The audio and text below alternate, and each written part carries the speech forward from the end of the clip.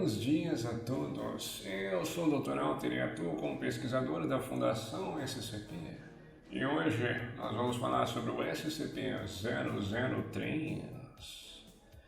Este SCP é da classe Euclídeo e o seu nome ou seu apelido é a placa-mãe biológica.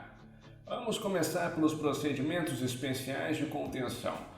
Um SCP-003 deve ser mantido em temperatura constante de pelo menos 35 graus Celsius, mas idealmente deve ser acima de 100 graus Celsius. Nenhum organismo vivo multicelular de categoria 4 ou de maior complexidade é permitido entrar em contato com o SCP-003. Lembrando que o SCP-003 é dividido entre SCP-003-1, que é uma placa-mãe, e SCP-003-2, que é uma pedra. No evento de uma falha elétrica total, se o SCP-003-1 começar a aumentar sua massa, funcionários designados devem entrar em contato corpóreo com o SCP-003-1. Idealmente, os funcionários devem utilizar seu calor corporal para manter um SCP-003-1 acima da temperatura crítica. Porém, o contato deve ser mantido mesmo no evento do SCP-003 atingir a temperatura de ativação, o que deve durar no mínimo até o SCP-003-1 avançar completamente no seu segundo estágio de crescimento. Funcionários que entrarem na área de contenção do SCP-003 precisam ser examinados em busca de parasitas de categoria 4 ou maior complexidade que possam estar em seus corpos e devem ser esterilizados se existirem organismos presentes. Todo o pessoal que entrar em contato físico com o SCP-003-1, que é a placa-mãe, deve informar isso imediatamente para serem submetidos à esterilização. Um SCP-003-1 não deve ser removido do SCP-003-2, que é a pedra, exceto nos casos emergenciais descritos acima. Qualquer mudança significativa nas atividades rúnicas da pedra, incluindo padrões de frequência ou cores, deve ser reportada dentro de até 3 horas após a ocorrência. A cessação das atividades rúnicas deve ser reportada imediatamente também. O SCP-003-2, que é a pedra, deve ser alimentado pela fonte elétrica designada de gerador 003 em todos os momentos. Descrição. O SCP-003 consiste então em 2 componentes relacionados. O 003-1 é essa placa-mãe, que tem aparentemente uma composição de quinina, que é a proteína originada de cabelos e unhas de origens biológicas desconhecidas.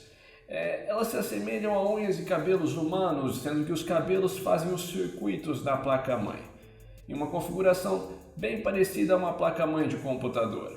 Os testes revelam que a placa-mãe é milhares de anos mais antiga do que qualquer circuito criado pela humanidade. A placa é considerada senciente, ou seja, ela está consciente de si mesma e dos outros, mas não é ativamente perigosa, exceto em determinadas situações. A placa foi encontrada sobre um bloco de pedra que foi nomeado de SCP-003-2, no qual ainda se encontra atualmente, tendo ambos sido movidos para um sítio de contenção classificado. As runas encontradas na pedra não coincidem com nenhuma linguagem conhecida e soltam tons de luz pálidos. A pedra é controlada por um computador interno não biológico, cujo conteúdo é praticamente impossível de acessar, sem correr o risco de danificar sua estrutura irreversivelmente. Ela é capaz de emitir quantidades controladas de radiação, incluindo calor e luz e tipos anômalos de radiação, e possui uma fonte de energia interna de natureza anômala, que aparentemente vem aos poucos perdendo sua energia desde a sua criação há alguns milhares de anos. É considerado provável que a pedra foi criada com o propósito de conter a placa-mãe. Dados recuperados do SCP-003 que foram parcialmente interpretados podem referir-se a um passado ou potencial futuro evento de reestruturação de um local. Esse evento foi classificado em evento classe LK e ele seria causado pela própria placa-mãe. O SCP-003 foi localizado pela equipe de monitoramento remoto SVR-04-Beta após uma série de mensagens misteriosas levarem à descoberta da anomalia. Parece que a fonte das mensagens era a própria pedra, e tinha como função levar à descoberta do SCP-003 pela equipe SVR-04-Beta. Outras organizações também têm sido alertadas para a existência de um SCP-003, provavelmente por meios semelhantes partindo da própria pedra, que é o SCP-003-2. Apesar dessa atividade, a pedra não parece ser senciente, ou seja, ela não parece estar viva e consciente. Isso foi definido com base na sua falta de reação notada durante a análise dos procedimentos M03 Glória. Quando o SCP-003 atinge temperaturas menores a 35 graus, tanto a pedra quanto a placa reagem. Primeiramente, a placa-mãe entra em um estado de crescimento caracterizado por um aumento enorme da sua massa. Esse estado de crescimento ocorre em duas fases. Primeiro, a placa devora matéria ao seu redor para sustentar parcialmente seu crescimento, começando com qualquer material inorgânico que esteja próximo, e por fim, incluindo até elementos atmosféricos, como oxigênio. Em seguida, ela começa a utilizar elementos inanimados derivados de organismos vivos, incluindo células mortas da pele, que são compostas de queratina, cabelos, que são compostos de quitina, e dentes compostos de esmalte. Qualquer outro material biológico morto também pode ser utilizado. A placa aumenta então sua massa até chegar a uma forma similar a uma polfuiroide, que é um formato de estrelas de 15 metros de diâmetro, incluindo o que parece ser um processador central de 3 metros de diâmetro. Depois irá formar órgãos sensoriais como olhos e ouvidos que parecem escanear o ambiente ao seu redor e irá converter parcialmente a área ao seu redor em uma substância anômala não identificada. A pedra parece ser imune a esta conversão. A segunda fase descreve uma alteração no crescimento que ocorre quando o SCP-003 entra em contato com algum ser vivo. O SCP-003 parece se automodelar para tomar a forma do ser em questão e irá tentar se comunicar com os organismos que correspondem ao seu modelo inicial. Enquanto no primeiro estágio de crescimento ele é consistente, no segundo a taxa de crescimento é diminuída em uma razão de 20 a 90%. Isso porque a placa está em contato com matéria viva e essa quantidade de diminuição é determinada pela complexidade do organismo em contato com a placa, sendo que ela aparenta utilizar grandes quantidades de processamento nesse período para analisar a matéria orgânica viva e poder replicá-la. Em cada um dos estágios de crescimento da placa-mãe, a pedra libera doses de radiação que inibem temporariamente o crescimento da placa, ou revertem o crescimento quando a temperatura alcança mais de 100 graus Celsius. Emissões de radiação similares podem ser produzidas ou replicadas por outros meios anômalos. Adendo 003/1, agindo de acordo com informações coletadas a partir da análise linguística das runas da pedra, a análise de dados comparativas, a equipe de pesquisa M03 Glória foi capaz de criar um vínculo com o SCP-003 e analisar suas funções. A placa deve agora ser considerada um ser vivo consciente e mantida constantemente a no mínimo 1 km de distância do sujeito de testes e do subproduto resultante deste vínculo. Adendo 003/2, percebe-se que os procedimentos aumentaram a taxa de consumo de energia da pedra, mas os testes foram mantidos pelo Conselho A5. Adendo 003/3. Durante os procedimentos realizados por M03 Glória, a placa duplicou sua massa e deu início a um crescimento estrutural acelerado. A temperatura foi imediatamente revertida a 100 graus Celsius. O crescimento do SCP-003/1 continuou por 9 minutos e 6 segundos e parou após receber um pico de radiação produzido pela pedra anômala. Em seguida, a placa reverteu ao seu estado normal após 3 minutos e 39 segundos. As novas formações então se dissolveram, transformando-se em uma poeira residual que foi coletada para análise. Ambos, o SCP-003/1, que é a placa-mãe, e o 003/2, que é a pedra, cessaram completamente todas as atividades detectáveis. A pedra não voltou a funcionar até ser conectada a uma fonte de alimentação externa. Suas runas brilharam uniformemente em um tom de cinza, e suas atividades normais só reiniciaram após 3 horas.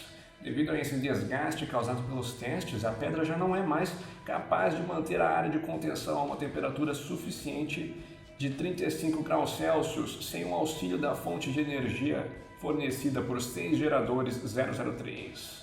O procedimento descrito no adendo 03 foi repetido. A placa entrou novamente no estado de crescimento e após 10 minutos e 13 segundos a pedra produziu novamente um pico de radiação.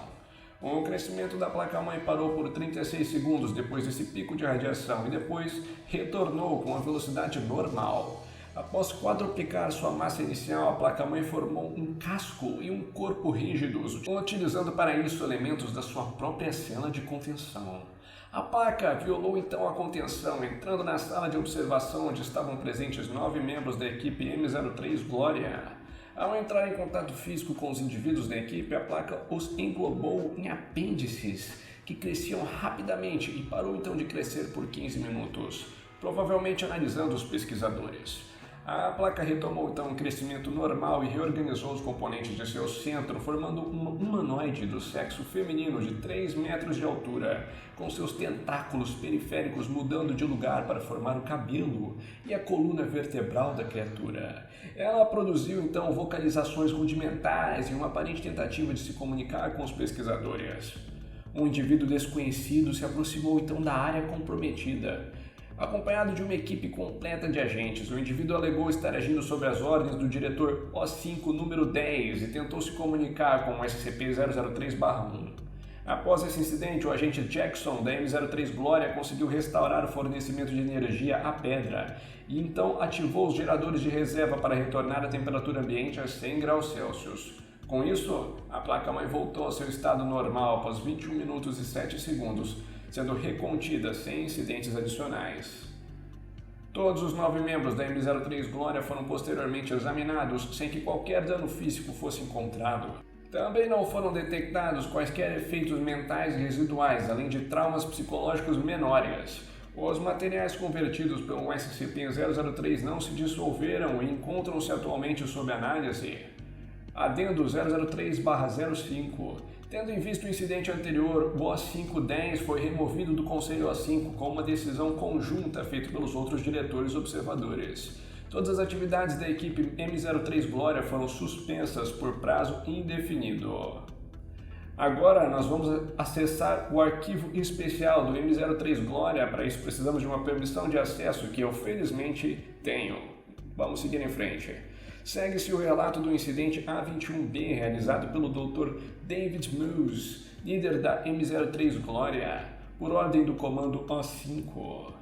O que aconteceu foi o seguinte: na falha de contenção, ela tentou falar com a gente, sabe?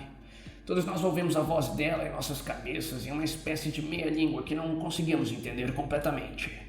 Alguns dos outros desmaiaram imediatamente. Eu durei um pouco mais, mas isso não foi por causa da minha resistência mental ou algo assim, mas sim porque ela estava tentando dizer coisas diferentes para cada um de nós. Por exemplo, ela mostrou para a Dra. Jones um replay da sua vida. Tudo em um período de poucos minutos, o que foi demais e levou ela a desmaiar.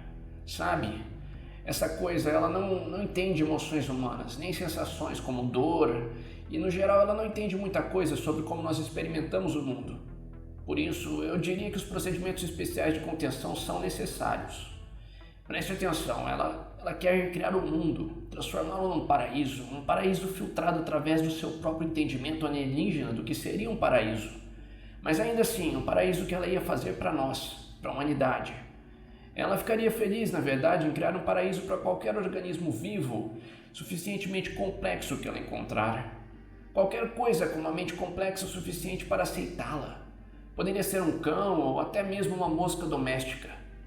Por isso, se ela respirar novamente, se ela existir novamente, nós temos que estar lá primeiro. Como seria esse paraíso? Eu não sei, ela mostrou imagens, mas não foram imagens completas. Eu posso ver elas na minha cabeça, mas elas não são como fotos. A coisa mais próxima que eu posso pensar seria aquilo que você vê quando fecha os olhos repentinamente com força. Mas o que ela mostrou era bem mais brilhante e mais complexo do que isso. As imagens têm algum tipo de coisa metálica associada com elas, sabe? Eu acredito que ela quer ver o que nós conseguimos entender, e então ela talvez nos entenderá. Ela não teve tempo para terminar de nos analisar, e eu não sei o que poderia acontecer se ela tivesse. Bom, por hoje é isso. Se vocês quiserem habitar o paraíso da placa-mãe alienígena, se inscrevam no canal, acertem o sininho e o like, comentem e até a próxima. Falou!